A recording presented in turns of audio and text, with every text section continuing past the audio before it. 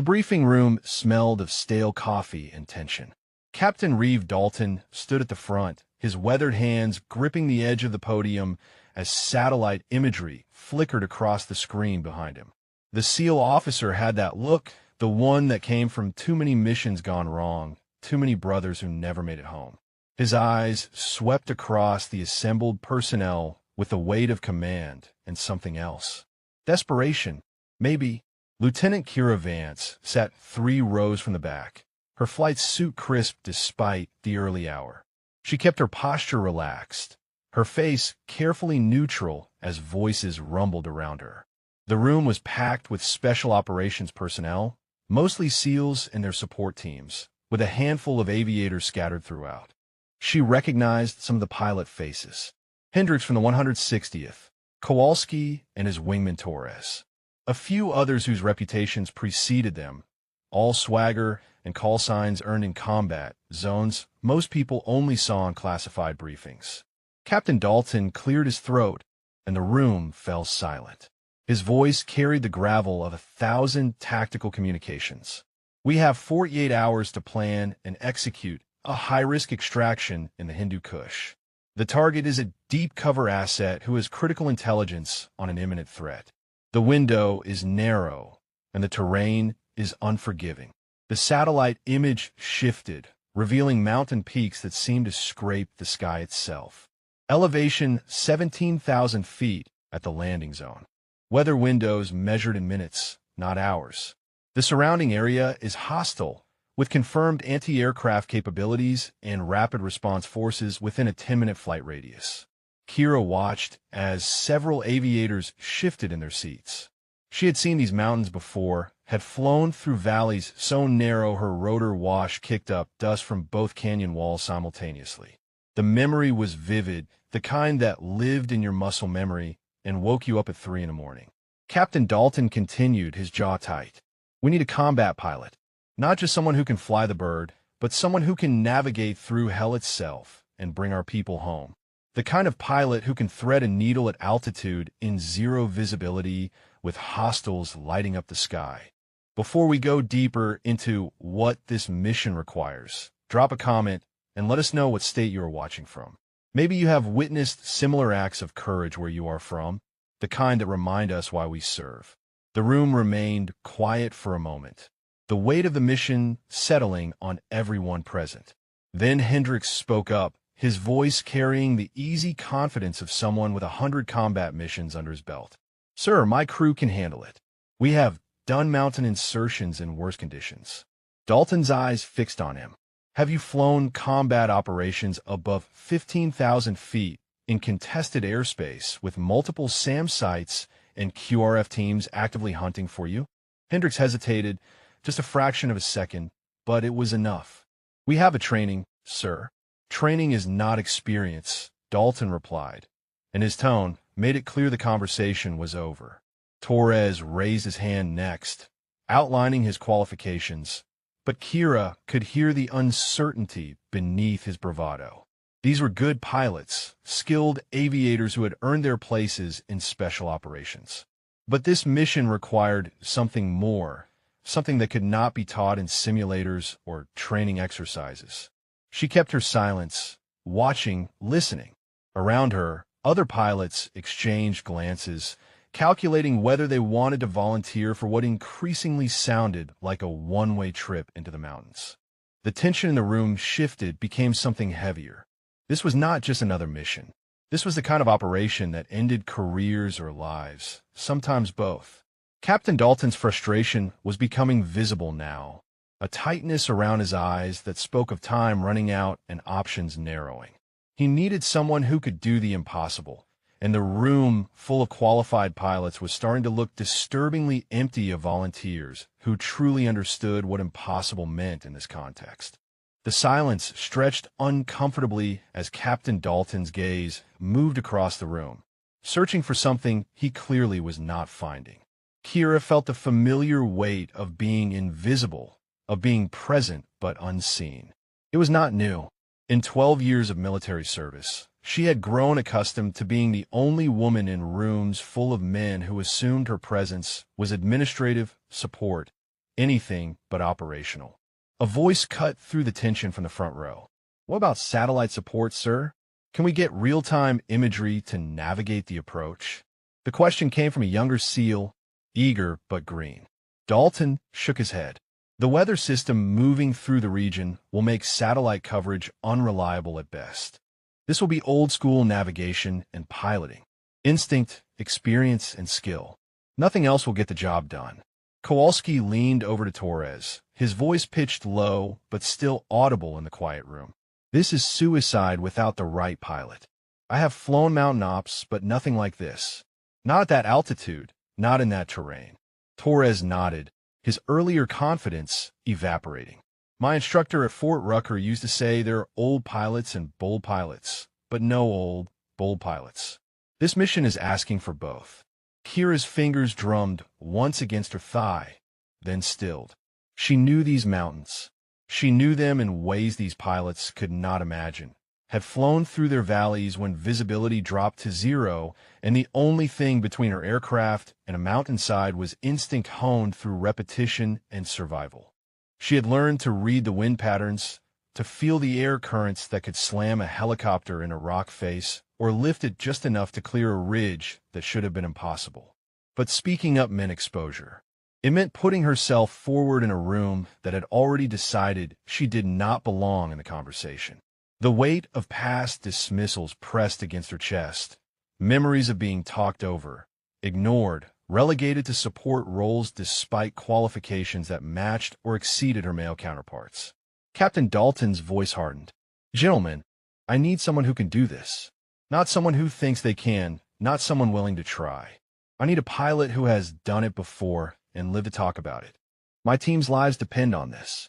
The asset's life depends on this. There is no room for learning curves or on-the-job training. Hendricks shifted forward in his seat. Sir, with respect, what you are describing, those conditions, that is expert-level mountain flying in a combat zone. That is not just about having the hours. That is about having survived situations most pilots never encounter. Exactly, Dalton said, and his frustration was palpable now, which is why I'm asking who in this room has that experience. The clock is ticking, and I need an answer. More silence. Kira watched as aviators who had walked in with confidence now studied their hands, the floor, anything but the SEAL captain's searching gaze. They were good pilots. They were not the right pilot for this mission, and they knew it. A voice from the side of the room spoke up, dripping with dismissive humor. Maybe we should ask if anyone has a magic helicopter that flies itself. Because what you are asking for, Captain, that does not exist.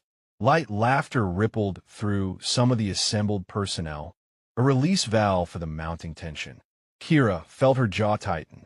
The speaker was Major Cutler, a transport pilot with more ego than combat hours, the kind of officer who measured success by rank rather than capability.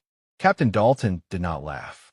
His eyes fixed on Cutler with the intensity of a man who had watched teammates die because of inadequate support. I am asking for a pilot who understands that impossible is just a word, not a barrier. Someone who has flown when everyone else grounded their birds. Someone who knows that bringing people home is not about comfort zones or safe decisions. The room fell silent again, but this time the quiet carried a different weight. Shame, perhaps. Recognition that they were failing someone who needed them. Kira felt the moment crystallizing, becoming something that would define not just this mission, but the people in this room. She took a breath, feeling her heartbeat steady and strong. Her father's voice echoed in her memory, words he had spoken before his last deployment. Courage is not the absence of fear. It is knowing what matters more than fear. She thought of the asset in the mountains, alone, waiting for extraction that might never come. She thought of the SEAL team that would go in regardless, trusting their lives to whoever sat in the cockpit. Her hand started to rise. Every head in the briefing room turned as Kira's hand rose into the air, steady and unwavering. The movement felt both natural and monumental, like stepping off a cliff and discovering you could fly. Captain Dalton's eyes locked onto her immediately, his expression shifting from frustration to something harder to read. Curiosity, maybe, or skepticism? Sir, she said, her voice carrying clearly through the sudden silence. I can fly this mission. The room erupted in barely suppressed reactions. Torres coughed to cover what might have been a laugh. Kowalski's eyebrows climbed toward his hairline. Major Cutler's expression morphed into something between disbelief and condescension, his lips twisting into a smirk that made Kira's hands curl into fists at her sides. Captain Dalton held up a hand, silencing the murmurs before they could fully form. Lieutenant, he said, his tone carefully neutral, state your name and qualifications. Lieutenant Kira Vance, sir. I have 3,200 flight hours, 1,800 of those in combat zones. I have flown operations in Afghanistan, including high-altitude mountain insertions in the Hindu Kush range. Cutler's voice cut across the room like a blade designed to wound. High-altitude insertions? With all due respect, Lieutenant, there is a difference between flying supply runs to mountain outposts and combat operations in contested airspace. This mission requires someone with real experience, not just hours logged. Kira kept her eyes on Captain Dalton, refusing to acknowledge Cutler's interruption. Her father had taught her that lesson early. Never let them see you rattled. Never give them the satisfaction.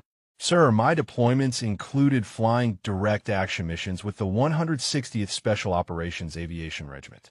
I conducted 37 high-risk insertions and extractions in mountainous terrain, including 12 operations above 15,000 feet in hostile territory. The room's energy shifted subtly. Hendricks leaned forward, his earlier dismissiveness replaced by cautious interest. The 160th does not hand out those assignments lightly. Still, his tone carried doubt. Those are elite units, Lieutenant. If you flew with them, why have we not heard of you? Because I did my job and came home alive, Kira replied evenly. I was not interested in building a reputation. I was interested in bringing my teams home safely. Every single time. Captain Dalton's fingers drummed against the podium, a rhythmic tap that suggested his mind was racing through calculations. What aircraft did you fly, Lieutenant? MH-60 Black Hawks primarily, sir. Also logged hours in MH-47 Chinooks for heavier insertions. I specialized in low-visibility operations and precision flying in confined spaces. Torres spoke up, his voice carrying genuine curiosity now rather than mockery. Low visibility at altitude in mountains? That is next-level stuff. What was your closest call? Kira allowed herself a thin smile, though there was no humor in it. Operation in the Karangal Valley, winter of 2019. Zero visibility due to snow squalls, ceiling at about 50 feet. Had to extract a team taking heavy fire with less than 30 seconds of fuel margin. The LZ was a postage stamp on a ridge with a 1,000-foot drop on 3 sides and enemy positions on the 4th. And you made it out, Dalton said. It was not a question. The team made it out, sir. That is what mattered. Cutler was not finished. He stood, his bulk and rank giving him confidence that his arguments lacked. Captain Dalton, I have to object to this. We are talking about one of the most dangerous missions we have run in years. The lives of your SEAL team, the asset, everyone involved, they cannot be trusted to someone we have never worked with. Someone whose claims we cannot verify in the time we have. My service record can be verified, sir, Kira said, still addressing Dalton. My commanding officers in the 160th can be contacted. My performance reviews and mission after action reports are all on file. That will take time we do not have, Cutler pressed. Captain, surely you see the risk here. We need someone proven, someone the teams know and trust. Dalton's eyes moved between Cutler and Kira, weighing options against a ticking clock. What makes you think you can handle this specific mission, Lieutenant Vance? Not your past operations. This one, these mountains, these conditions. Kira met his gaze directly. Because, sir, I have already flown those exact valleys. 3 years ago, I was part of a reconnaissance operation mapping flight corridors through that region. I know the terrain, the wind patterns, the approach vectors. I know where the natural cover is and where the kill zones are. I know which ridges create downdrafts that can slam an aircraft into the ground and which valleys channel winds that can give you lift when you need it most. The room fell silent again, but But this time the quality of the silence was different. This was not dismissal or mockery. This was the silence of professionals recalculating their assumptions. Captain Dalton straightened, his posture shifting from frustrated to focused. You mapped those valleys 3 years ago. Tell me about the approach vectors. Specifically, the eastern approach to the coordinates I showed. Kira did not hesitate. The eastern approach is suicide during daylight hours. Too exposed, too many sight lines from enemy positions.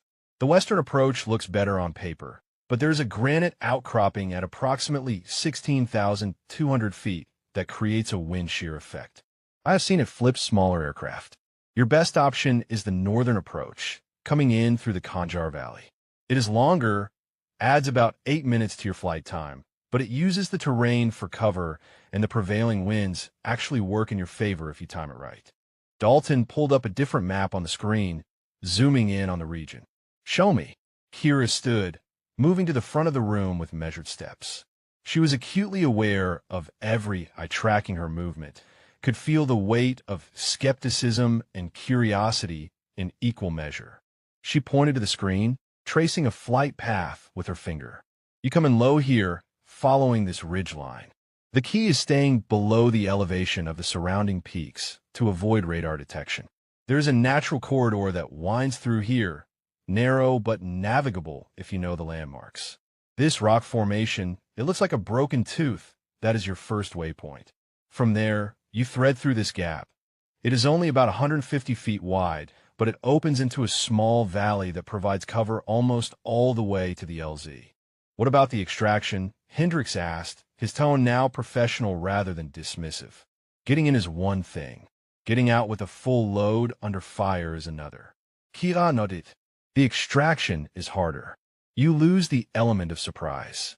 My recommendation would be to use the same approach route, but modify the departure. There is a seasonal riverbed here that runs almost due west. During this time of year, it should be mostly dry. If you fly up off the earth along that riverbed, you can gain enough distance before pulling up and over this ridge. It adds risk because you are committed to that route with limited maneuvering room, but it gives you the best chance of avoiding the anti-aircraft sites positioned here and here. Captain Dalton studied the screen, then looked at Kira with an intensity that felt like being X-rayed. You have thought about this. I think about every mission, sir. Before, during, and after is how you survive long enough to become experienced. Cutler's voice dripped with venom. This is all theoretical, Captain. Map knowledge is not the same as flying the actual mission. For all we know, she could freeze up when rounds start coming through the cockpit. Kira turned to face Cutler directly for the first time. Major, I have had rounds come through my cockpit. I have flown with hydraulic failures, engine fires, and half my instruments shot out. I have brought aircraft home that ground crews said should never have stayed in the air. Theoretical is not a word that applies to my experience.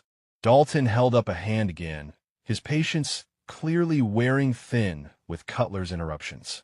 Lieutenant Vance, you said you specialized in low-visibility operations.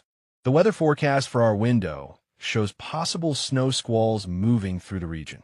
How does that affect your recommended approach? It tightens the margins significantly, sir. Snow at that altitude reduces visibility to near zero in minutes. The advantage is that it also grounds most enemy air assets and reduces the effectiveness of their ground-based tracking. The disadvantage is that you're flying purely on instruments and memory in terrain that does not forgive mistakes. You need a pilot who has done it before, who knows what the instruments will tell you versus what your instincts will tell you, and who can reconcile the two fast enough to stay alive. And you are that pilot, Dalton said. Again, not a question. I am, sir. I will not promise you it will be easy. I will not promise there will not be moments where we are one wrong decision from catastrophe. But I will promise you that I will bring your team and that asset home alive, or I will die trying. The words hung in the air with the weight of an oath. Kira knew she was putting everything on the line. Her career, her reputation, possibly her life. But she also knew that somewhere in those mountains, someone was counting on an extraction that only she could provide. Torres broke the silence. I have heard stories about the 160th, about pilots who could thread a needle in a hurricane. Always thought they were exaggerated. Maybe they were not. Kowalski nodded slowly. If even half of what she is saying is accurate, we would be fools not to use her. Cutler slammed his hand on the desk in front of him. This is insanity. Captain Dalton, I am formally recommending against this course of action. We have experienced pilots in this room, pilots with proven track records in special operations. Putting the mission in the hands of an unknown is reckless. Dalton's jaw tightened, a muscle jumping beneath his weathered skin. Major Cutler, your objection is noted. However, I am not hearing any of those experienced pilots volunteering to fly this mission. Lieutenant Vance is the only one in this room who has both the experience and the knowledge of the specific terrain we need. Unless you're volunteering to fly it yourself, I suggest you let me make the operational decisions. Cutler's face flushed red, but he sat down without another word. The power dynamic in a room had shifted, and everyone could feel it. Captain Dalton moved away from the podium, his tactical mind clearly working through scenarios and contingencies. Lieutenant Vance, you have given me the best operational brief I have heard in this room today. But I need more than theory and past experience. I need to know you can work with my team, that you understand how we operate. Kira nodded. SEAL operations require precision timing and absolute trust, sir. The pilot is not just transportation. You are part of the tactical element, responsible for security, suppressive fire if needed, and split-second decision-making under pressure. I have worked with SEAL teams before. I know the rhythm. Dalton's eyes narrowed slightly. Which teams? SEAL Team 6 during a series of operations in Helmand Province, 2018. Also worked with Team 3 in Hangar. The missions are classified, but your intelligence officer can verify my clearances and involvement. For the first time since Kira had stood up, Dalton's expression showed something approaching approval. Master Chief Brennan was on some of those Nangarhar operations. He is on my team for this mission. He will remember you if you were as good as you say. Then I look forward to working with him again, sir. Master Chief Brennan is solid. He once told me that the difference between a good pilot and a great one is whether they think of themselves as part of the team or just a taxi service. A hint of a smile touched Dalton's weathered face. That sounds like Brennan.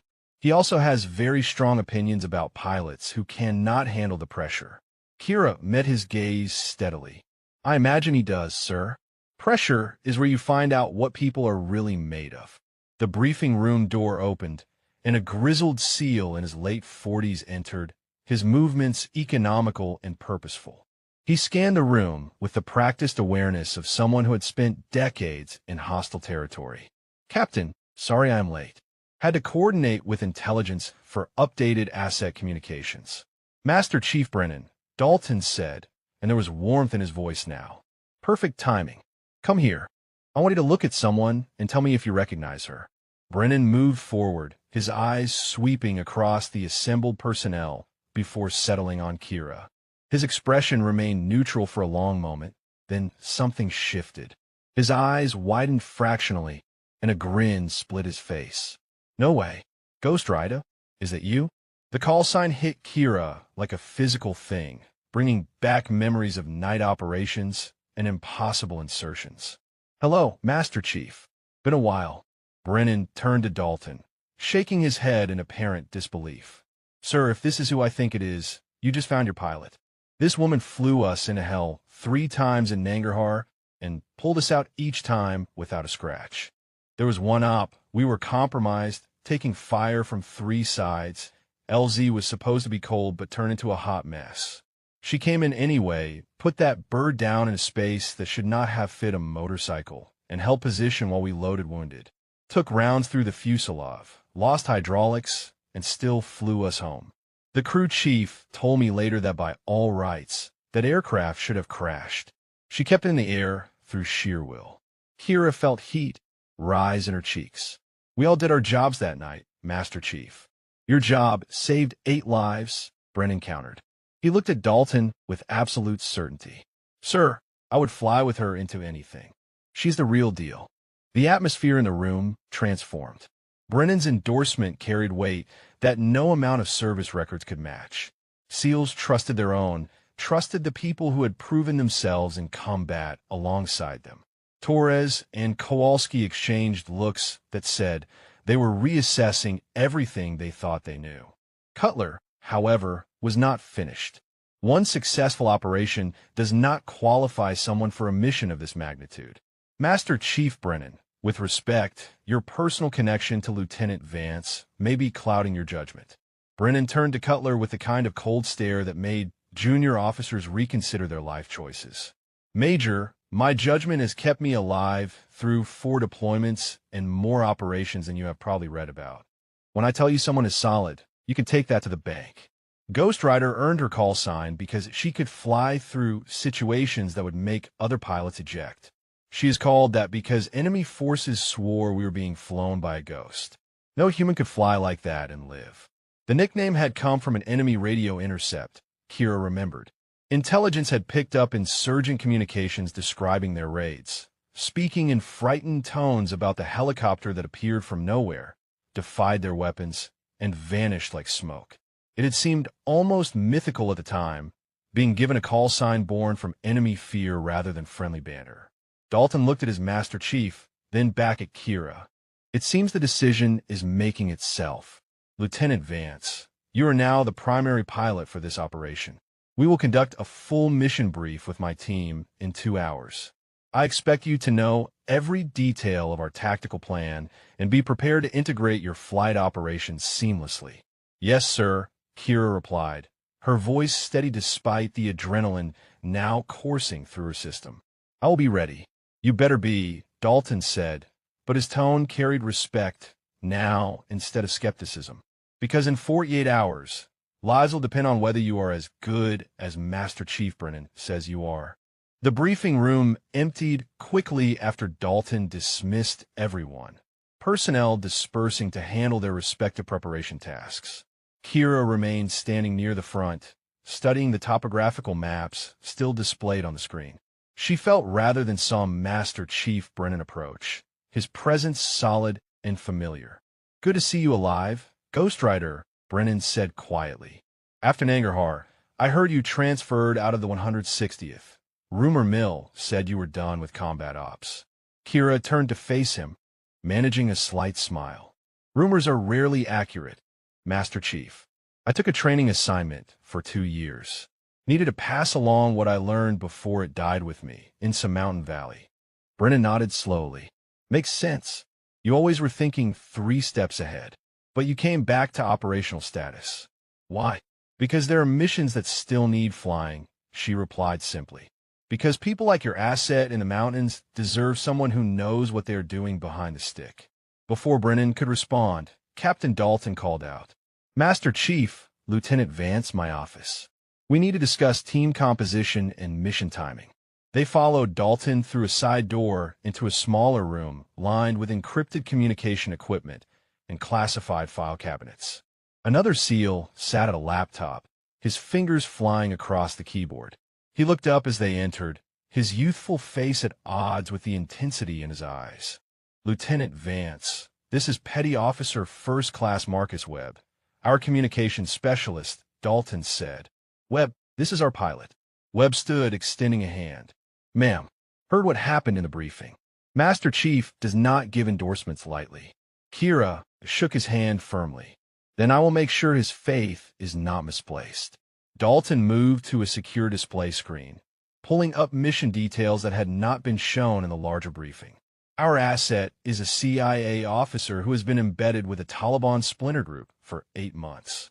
She has intelligence on a planned attack that could kill hundreds of civilians. The window for extraction is closing because her cover is compromised. They are hunting her now. Kira repeated, something shifting in her chest. The asset is female.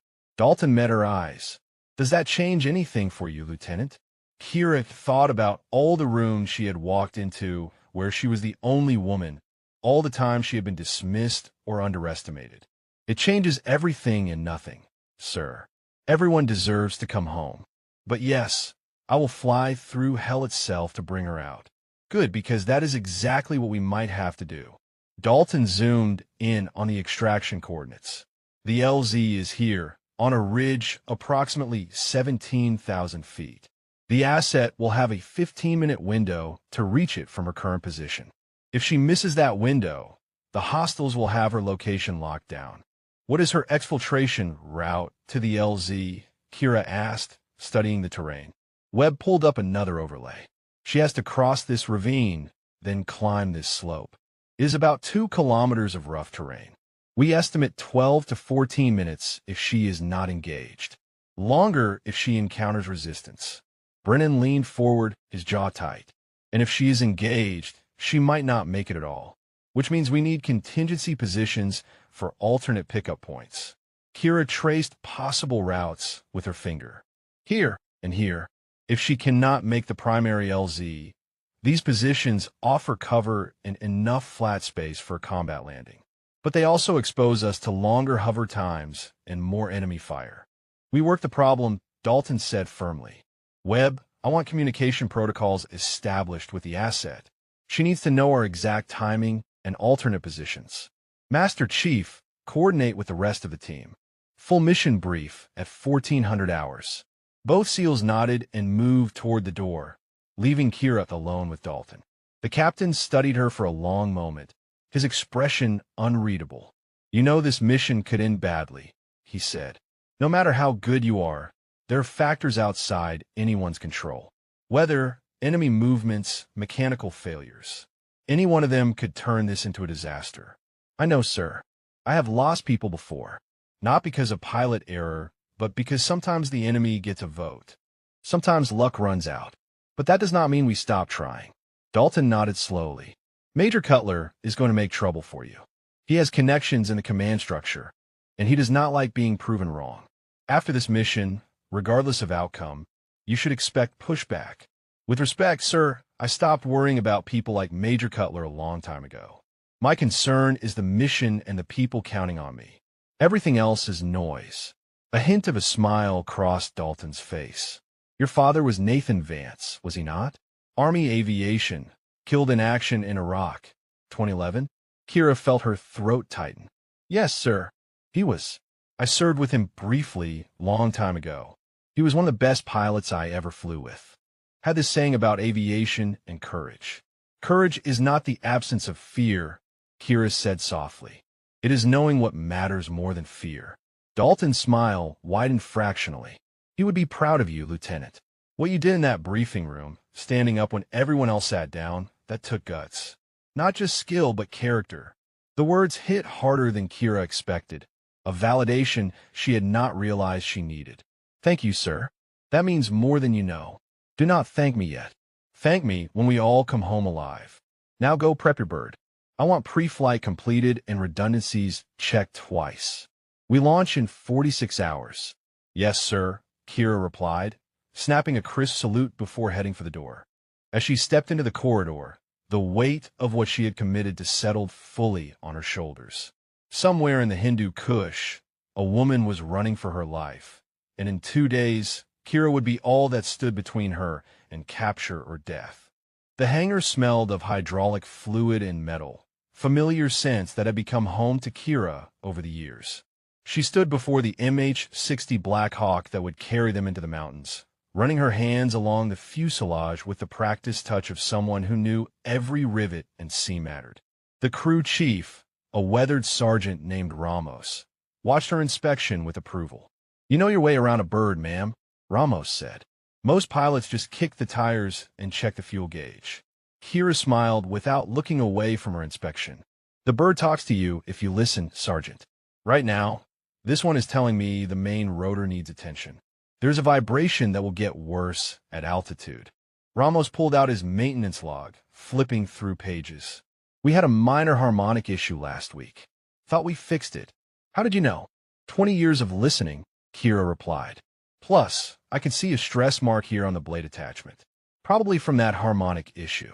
Get checked again before we fly. At 17,000 feet in combat conditions, I need this bird perfect. Yes, ma'am. I will have my team on it immediately. Kira continued her inspection, checking hydraulic lines, testing control surfaces, examining every system that could mean the difference between mission success and catastrophe. She was deep in concentration when footsteps echoed across the hangar floor. She did not need to turn around to know who it was. Major Cutler's heavy tread was distinctive. "Playing mechanic now, Lieutenant?" Cutler's voice dripped with contempt. "Or do you not trust the crew chief to do his job?" Kira straightened, turning to face him. "I trust Sergeant Ramos completely, sir. But this is my aircraft and my mission. I do not fly anything I have not personally inspected." Cutler moved closer, his bulk meant to intimidate. "You really think you can pull this off, do you not? You think that little performance in the briefing room proved something. But I have seen plenty of pilots talk a good game and fold when the bullets start flying. I'm not talking a game, Major. I am preparing for a mission." He laughed, the sound harsh in the enclosed space. "Captain Dalton may have bought your act, and Brennan may have some misplaced loyalty from old operations, but I know what you are. You're a diversity hire who got lucky a few times and now thinks she belongs with the elite operators." Kira felt heat rise in her chest, but kept her voice level. "My record speaks for itself, sir. I suggest you read it." "Oh, I have read it," Cutler shot back. "Impressive on paper. But paper does not fly missions. Paper does not bring teams home when everything goes sideways. You're going to get people killed, and when you do, I will make sure everyone knows I objected to this insanity. If you are so concerned about the mission's success, Major, perhaps you should volunteer to fly it yourself." Kira met his eyes steadily. "Or is your objection more about protecting your ego than protecting lives?" Cutler's face flushed deep red. "You have no idea who you are dealing with, Lieutenant. I have been flying military aircraft since before you were born. I have connections that reach all the way to the Pentagon. After this mission fails, and it will fail, your career will be over." "Then I guess I better make sure it succeeds," Kira replied quietly. "Now if you will excuse me, sir, I have work to do. Unless you have something constructive to contribute to the mission preparation." Cutler stood there for a moment, rage and frustration warring across his features. Finally, he turned and stalked away, his footsteps echoing until the hangar door slammed behind him. Ramos let out a low whistle. "That man really has it out for you, ma'am." "He is scared," Kira said, returning to her inspection. "Scared that I might succeed where he would fail. Scared that everything he thought he knew about who belongs in the cockpit might be wrong. Fear makes people cruel. You think he will try to sabotage the mission?" Kira paused, considering. "No. Whatever his faults, he is still military. He will not actively endanger lives. But he will be waiting for any mistake he can use against me afterward. Which means I cannot make mistakes." She climbed into the cockpit, settling into the pilot's seat and running through instrument checks.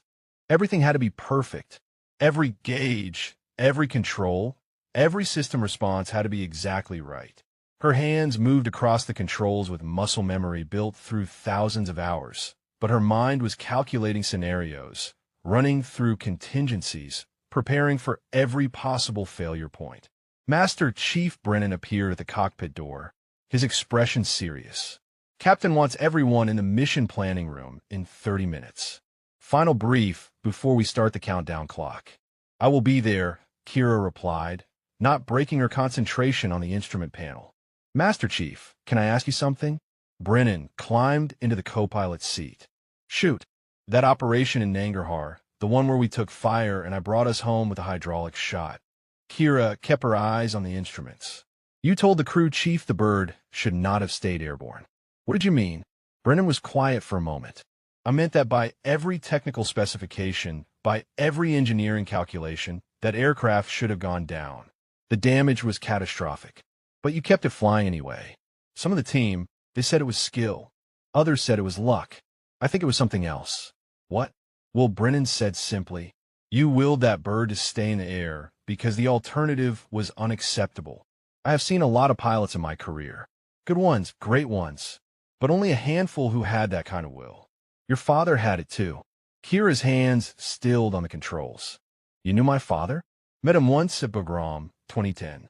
He flew a rescue mission that everyone said was impossible. Talked to him afterward, asked him how he did it. He said the same thing you did earlier. That the people waiting for extraction deserve someone who would not give up, no matter what. Kira felt tears prick her eyes, but blinked them back. He died 6 months later. I know, and I'm betting that when he went down, he was trying to save his crew until the very end. That kind of courage runs in families, Lieutenant. It is in your blood. The mission planning room was packed with personnel when Kira arrived, the air thick with tension and focused energy. Captain Dalton stood at the head of the table, surrounded by his SEAL team. Master Chief Brennan, Petty Officer Webb, and 4 other operators she had not met yet. Each man radiated competence and lethal capability, the kind that came from years of operations in the worst places on Earth. Dalton gestured to an empty seat near the front. Lieutenant Vance, take a position here. You are part of the tactical element now, not support staff. I need your input at every stage. Kira moved to the indicated seat, acutely aware that she was the only woman in a room full of elite operators. But the eyes that tracked her movement held respect now, not dismissal. Brennan had seen to that, and her own actions had reinforced it. Gentlemen, Dalton began, his voice cutting through the low conversations. We launch in 44 hours. The asset, call sign Falcon, is currently evading hostile forces in the Hangar Valley region. Her last communication indicated she has 3 potential pursuers who know the terrain better than she does. Her cover identity is blown, and she is operating on survival instincts alone. Webb pulled up a communication transcript on the screen. This is her last coded message, received 6 hours ago. She confirms she can reach the primary LZ, but estimates she will be pursued to the extraction point. We should expect company. One of the SEALs Kira did not recognize spoke up, his voice gravelly. How hot is the LZ expected to be? Intelligence suggests moderate to heavy resistance, Dalton replied. Falcon has eliminated 2 of her pursuers, but estimates at least 5 more are actively hunting her. Plus, there are Taliban units in the region who will respond once they hear rotor wash. We are looking at a 3 to 5 minute window on the ground, maximum. Kira leaned forward, studying the topographical display. Captain, if we are facing that level of resistance, I recommend we come in with suppressive fire capability. The bird can mount door guns, and if we coordinate with your team's weapons, we can create a defensive perimeter during loading. Already planned, Dalton said, a hint of approval in his tone. We will have 2 gunners providing cover. But your primary job is keeping that bird stable and ready for immediate departure. The second Falcon is aboard. We go. No dilas, no hositaschen. Understood, sir. What about aerial threats? Any indication of enemy air assets in the region? Webb shook his head. Intelligence says their helicopters are grounded for maintenance, and their drone capability in that area is limited. But limited does not mean zero. We could face RPG fire, small arms, and possibly a heavy machine gun position about 2 clicks from the LZ. The SEAL with the gravelly voice spoke again. His name Tape Red Kuri.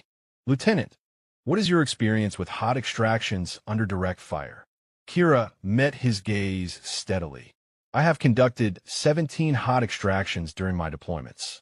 12 of those involved active engagement from enemy forces. I have taken fire while on approach, while hovering, and during departure. The key is maintaining situational awareness and not letting the incoming rounds dictate your decisions. You stick to the plan until the plan no longer works, then you adapt. Corey nodded slowly. Good answer. Because on the ground, we need a pilot who will not panic when the windshield starts taking hits. I do not panic, Kira said simply. I focus. There's a difference. Another SEAL, younger than the others, raised his hand. His name, Tape Red Sutter. Ma'am, what happens if you take a hit? If you go down or get injured during the extraction? Do we have a contingency? It was a fair question, one that spoke to the team's need to plan for every possibility. If I am incapacitated, Sergeant Ramos is a qualified pilot and can take over. He does not have my mountain experience, but he is solid. If the bird is damaged beyond flight capability, you shift to ground exfiltration protocols. Captain Dalton and Master Chief Brennan know those routes. You hump it out on foot to the secondary extraction point here. She pointed to a location on the map about 15 clicks from the primary LZ. It is a longer flight for the backup bird, but the terrain provides cover and there are fewer enemy positions along that route. Dalton studied the map, then nodded. Acceptable, but let us plan on you staying healthy and the bird staying flyable. Webb, what is the communication protocol with Falcon? Webb pulled up another screen.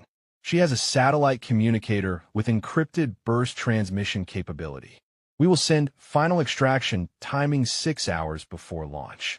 She will confirm receipt and provide her position status. If she misses the confirmation window, we scrub and reassess. Not an option, Dalton said flatly. We do not leave her out there. If she misses confirmation, we still go. We sweep the area until we find her or confirm she is dead. Clear? The room responded in unison. Clear, sir. Dalton turned to Kira. Lieutenant, walk us through the flight plan one more time. I want everyone to know exactly what we are doing and why. Kira stood, moving to the display screen and pulling up her annotated flight path. We launch from here at 0300 hours. Flight time to the operational area is approximately 90 minutes, accounting for terrain masking and the indirect approach route. We fly above the earth until we reach this waypoint, then begin our ascent through the Hangar Valley. She traced the route with precision. This is the narrow section Master Chief Brennan and I discussed. 150 feet wide, requires visual navigation and precise control. Once through, we have about 4 minutes of covered approach before we reach the final ridge. The LZ is here on this plateau. It is roughly 60 meters across, slopes slightly to the east, and has a rock formation on the western edge that provides some cover from that direction. What about the approach angle? Kuri asked. Are we coming in high or low?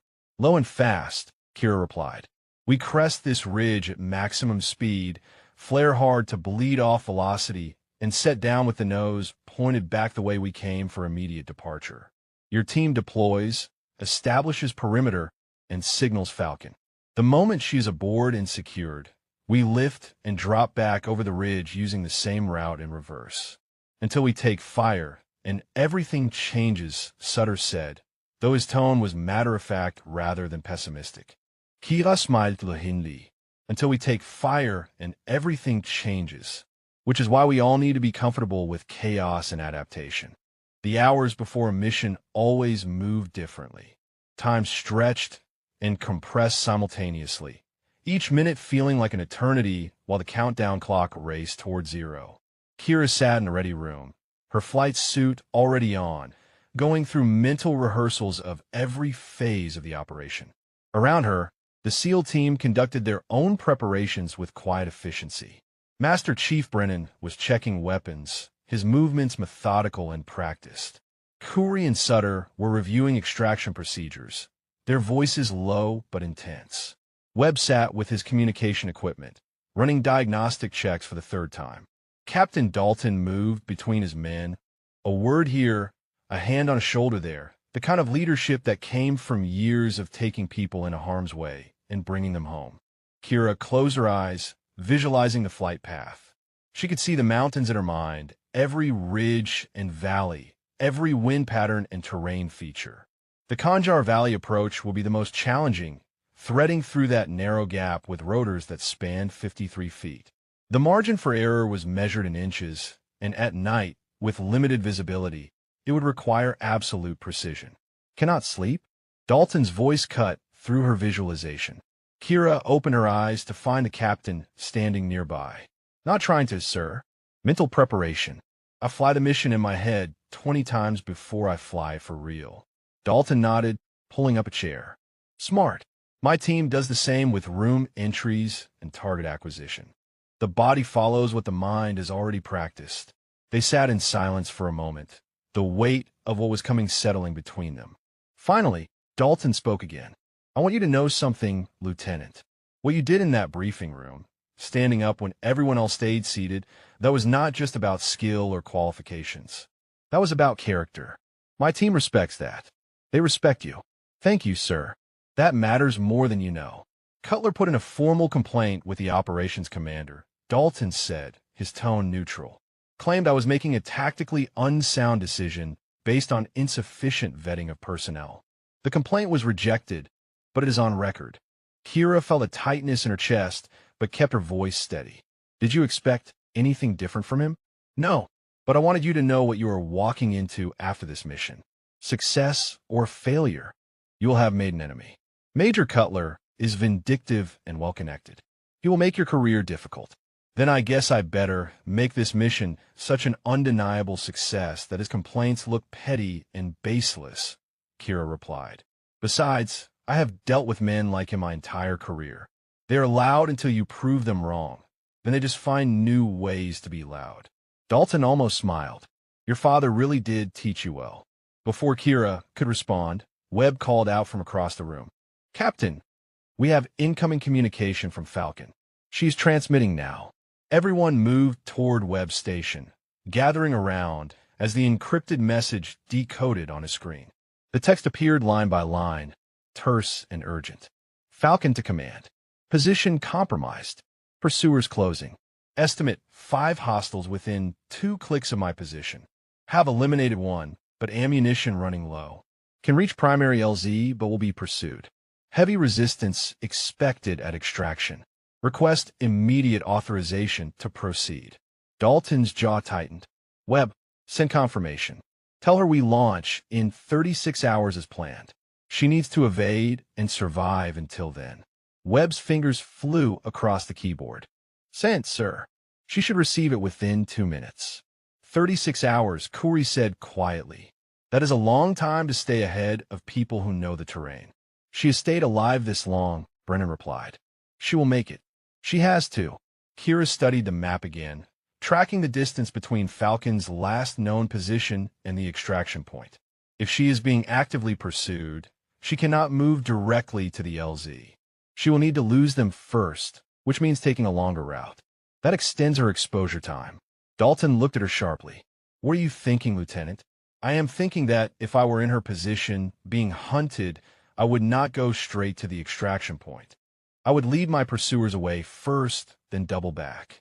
It buys time, but also means she might be exhausted and possibly injured by the time she reaches us. We need to be prepared for a casualty extraction, not just a pickup. Good point, Dalton said.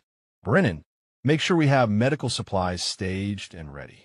Sutter, you are our corpsman. Be prepared to work on Falcon either in transit or at the LZ if needed. Sutter nodded. Yes, sir. I will have everything ready. Another message appeared on Webb's screen, this one shorter. Falcon confirms receipt. Message ends with code, phrase Mockingbird sings. That is her authentication. She is still operational and in control. The tension in the room eased fractionally. As long as Falcon could communicate and authenticate, she was still in the fight, still alive, still counting on them to bring her home. Kira stood, stretching muscles that had been still too long. Captain, I'm going to get some rest. Not sleep, but rest. My body needs to be ready even if my mind is running calculations. Good idea, Dalton agreed. Everyone, stand down for the next 12 hours. Eat, rest, prepare mentally. We brief again at 1900 hours for final mission checks. Dismissed. The team dispersed, each man moving toward whatever pre-mission ritual helped them prepare for what was coming. Kira headed toward the pilot quarters, her mind still racing through scenarios and contingencies. 36 hours. In 36 hours, she would be flying into those mountains with lives depending on every decision she made. Her father's voice echoed in her memory again, words he had spoken during her flight training years ago. Fear is natural, Kira. Any pilot who says they are not scared before a dangerous mission is either lying or stupid. The trick is not to eliminate the fear. The trick is to use it. Let it sharpen your focus, heighten your awareness, make you better than you would be without it. She reached her quarters and sat on the narrow bunk, pulling out a worn photograph from her pocket. Her father in his flight suit, standing beside his helicopter, that familiar half-smile on his face. The photo had been taken 2 weeks before he died, before the mission that took him from her forever. I hope I make you proud, Dad, she whispered to the image. I hope when this is over, wherever you are, you can look down and know your daughter flew with the same courage you did. She tucked the photo away and lay back, closing her eyes. Sleep would not come. She knew that. But rest was possible. Mental preparation was possible. And in 36 hours, when she lifted that Black Hawk into the Afghan night, she would be ready. She had to be.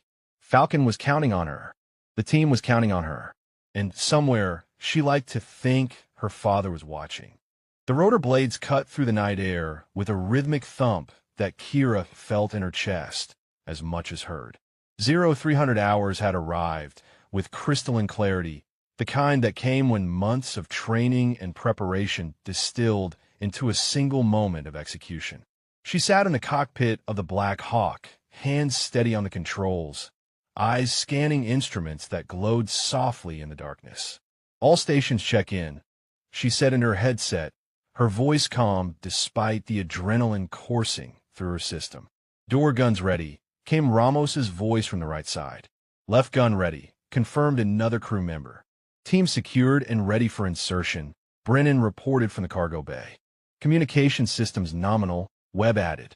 Falcon's last transmission puts her approximately 3 clicks from the LZ and moving toward it. Still being pursued. Captain Dalton's voice came through clear and authoritative. Ghost Rider, you are clear for departure. Bring us home, Lieutenant. Roger that, sir. Ghost Rider is wheels up.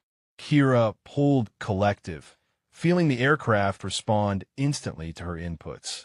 The Black Hawk lifted smoothly into the Afghan night, the base lights falling away beneath them as they climbed into darkness. She banked west, settling into the Napathiarth flight profile that would keep them below radar coverage.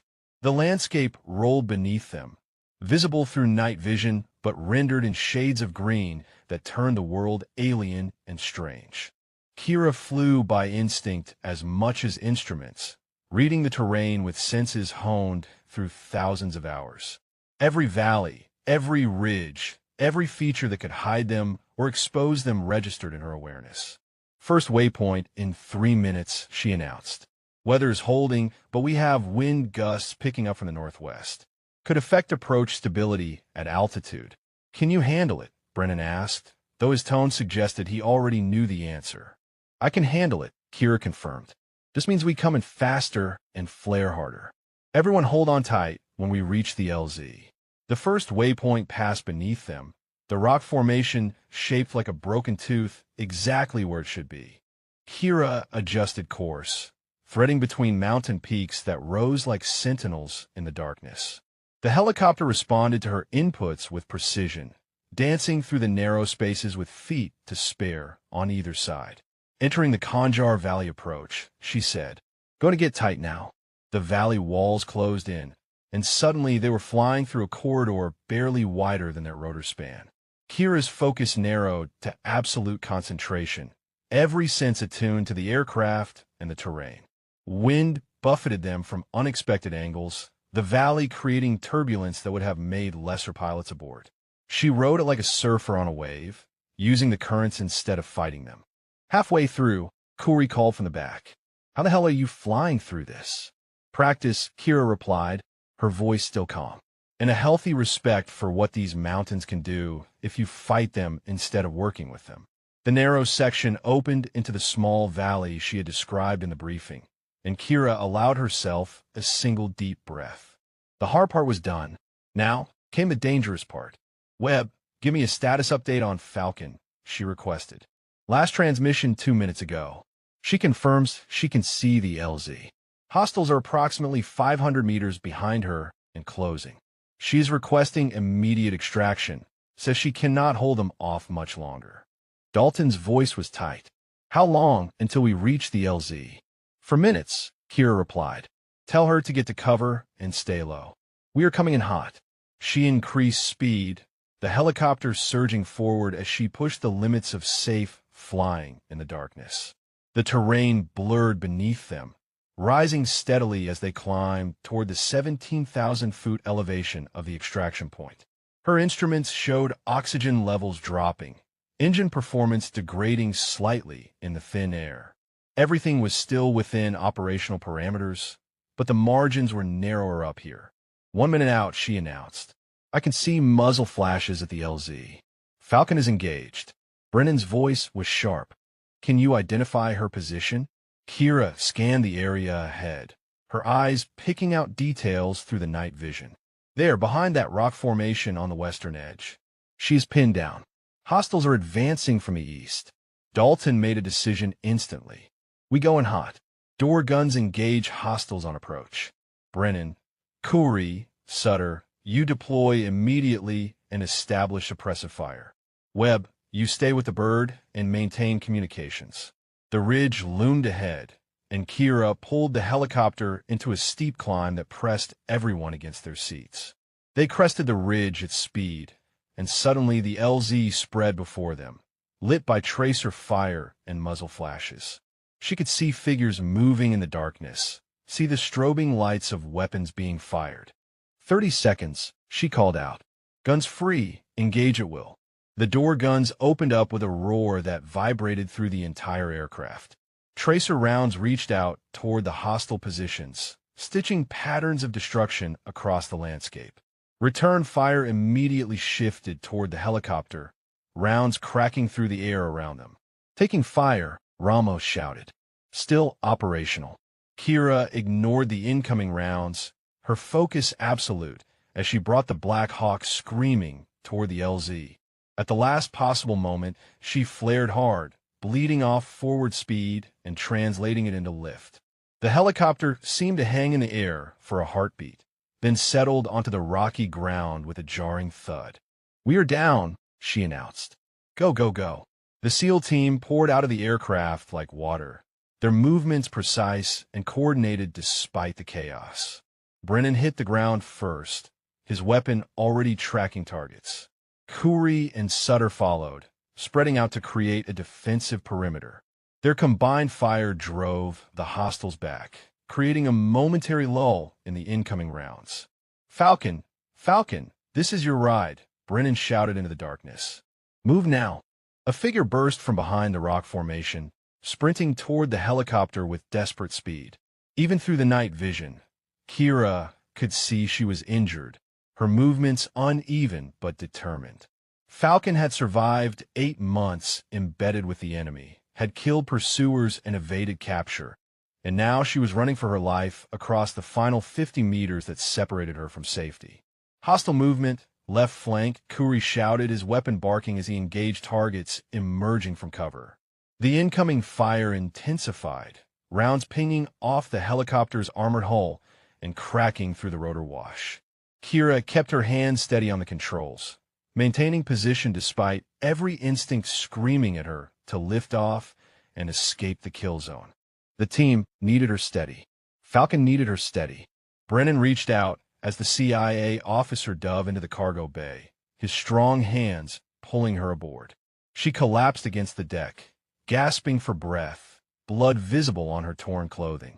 Sutter was on her immediately, his medic training kicking in as he assessed her injuries. She is aboard, Brennan yelled. Khoury, Sutter, collapsed the perimeter. We are leaving. The two SEALs laid down suppressive fire as they fell back toward the helicopter, their movements textbook perfect even under intense pressure. Khoury reached the bird first, hauling himself aboard while continuing to fire. Sutter followed seconds later, his medical kit already in hand as he returned to treating Falcon. RPG, Hermuskriamid. 9 o'clock. Kira saw the telltale smoke trail of the rocket-propelled grenade streaking toward them. Time seemed to slow, her training and instincts taking over. She yanked collective and twisted the cyclic, the helicopter lurching sideways and up in a violent maneuver that threw everyone inside against their restraints. The RPG passed beneath them, close enough that Kira saw it through the chin bubble before it impacted the ground where they had been sitting 2 seconds earlier. The explosion sent a shockwave through the aircraft, but they were already moving, already escaping.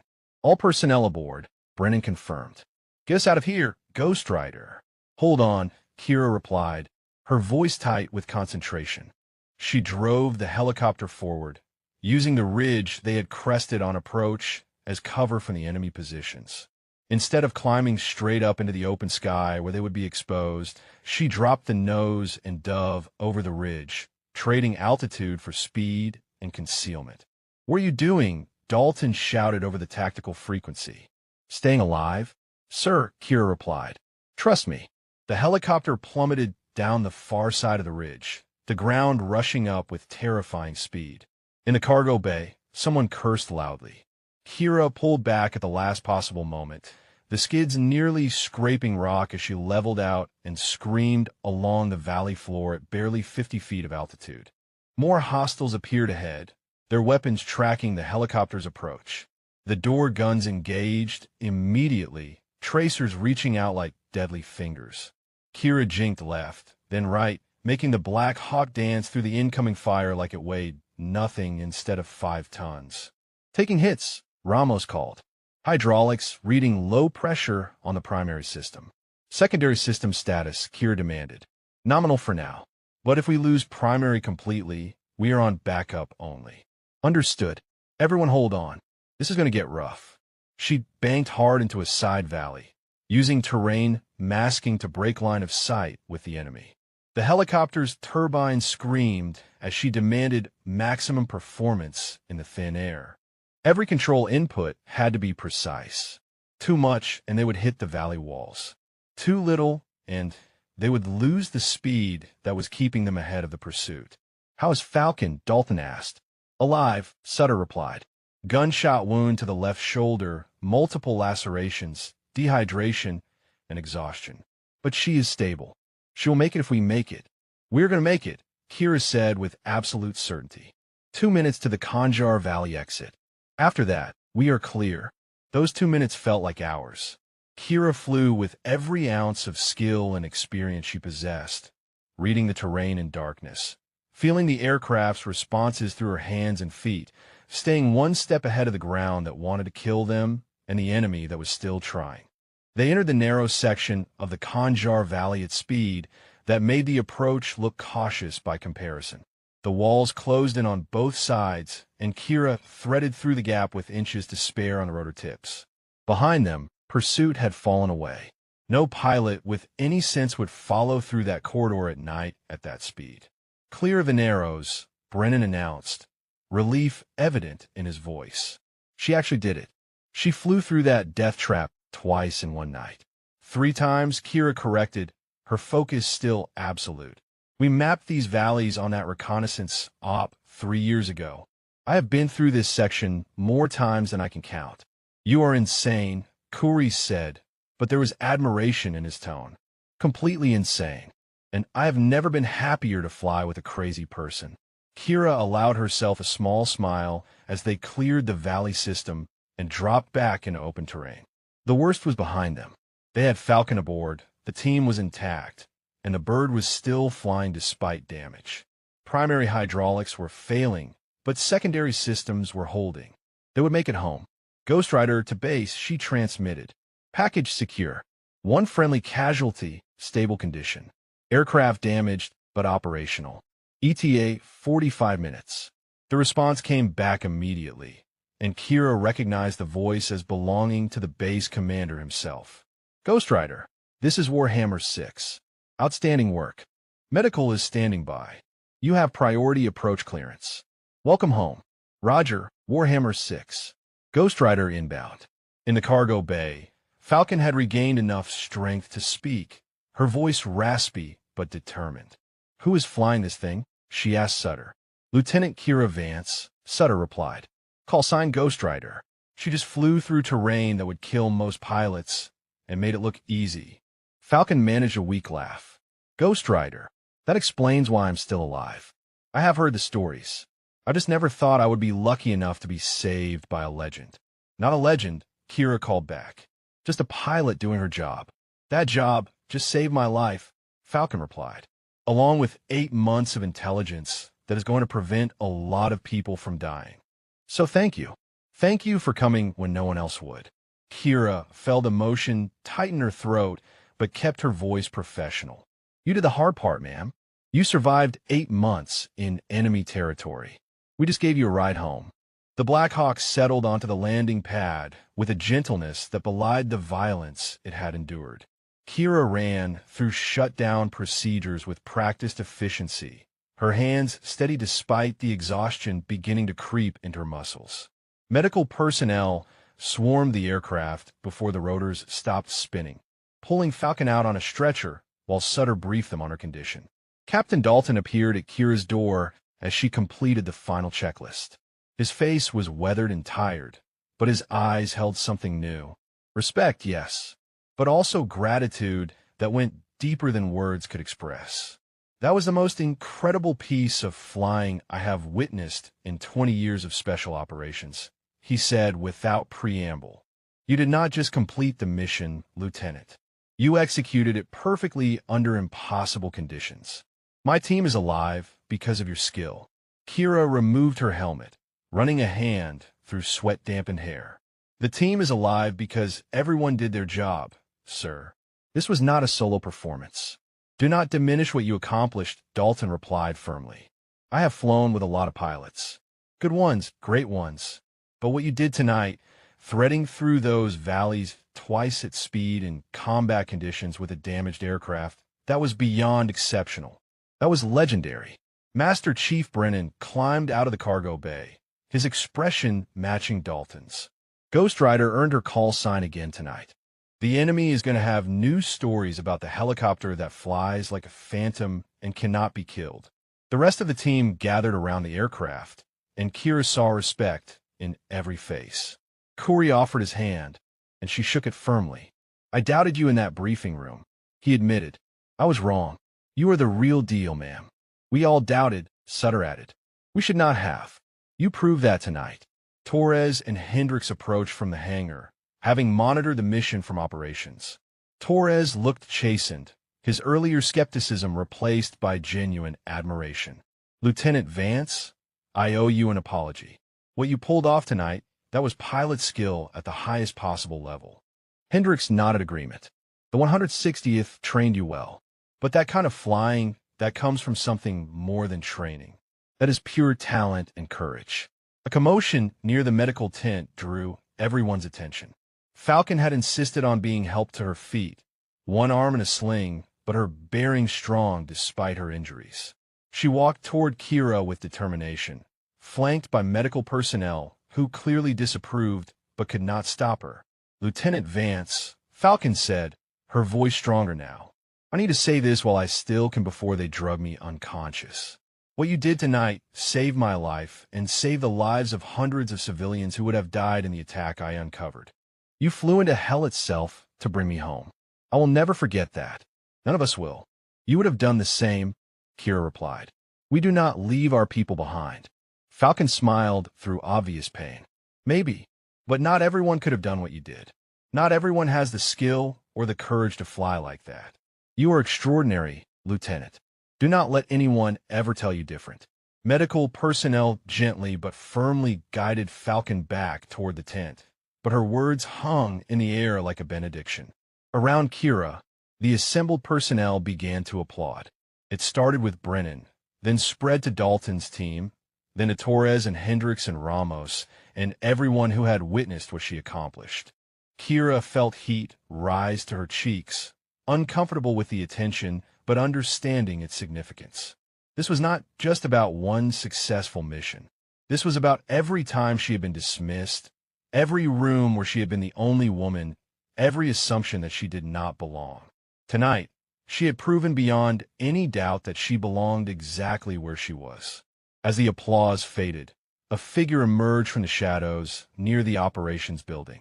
Major Cutler stood there, his face a mask of conflicting emotions. He did not applaud. He did not speak. But something in his expression had changed. The arrogance was gone, replaced by grudging acknowledgement that he had been wrong.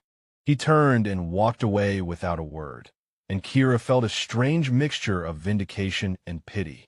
She had not done this to prove him wrong. She had done it because lives depended on her. But in proving herself, she had also exposed his prejudices for what they were.